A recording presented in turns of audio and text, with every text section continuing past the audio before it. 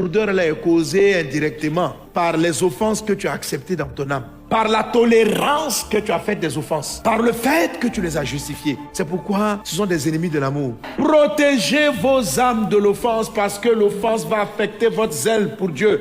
L'offense va affecter votre ministère. L'offense va affecter votre foyer. Quand on dit tu aimeras ton prochain comme toi-même, ton conjoint est ton premier prochain. Mais vous vous offensez tellement dans votre couple en ce moment-là, vous vous supportez à cause des enfants. Mais l'offense a tué l'amour que tu as pour ton mari. L'offense a tué l'amour que tu as pour ta femme. Votre amour l'un pour l'autre est devenu lourd.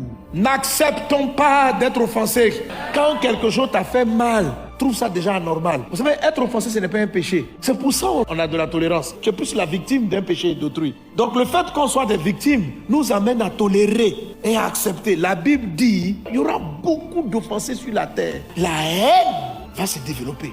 L'amour a été répandu dans nos cœurs par le Saint-Esprit, mais il n'arrive pas à se déployer à cause de l'acceptation de l'offense. Je prends l'offense comme une opportunité. Je ne subis pas l'offense. Donc si tu arrives à me vexer, si tu arrives à me blesser, c'est que Dieu est passé par toi pour me montrer quelle était la limite, le degré de mon amour. Je te vois comme un ami et non comme un ennemi. Allez, le gars, il m'a volé. Et puis je regarde à mon ami, ça me fait mal.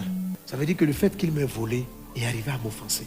Aujourd'hui, si quelqu'un me vole, c'est comme de la compassion pour eux. Je ne vois pas ce que j'ai perdu, je vois ce qu'eux ils ont perdu. Ils ont perdu une valeur, ils ont perdu Dieu. Je ne me sens pas victime. Offenser le prochain, ce n'est pas bon. Mais être offensé aussi, ce n'est pas bien.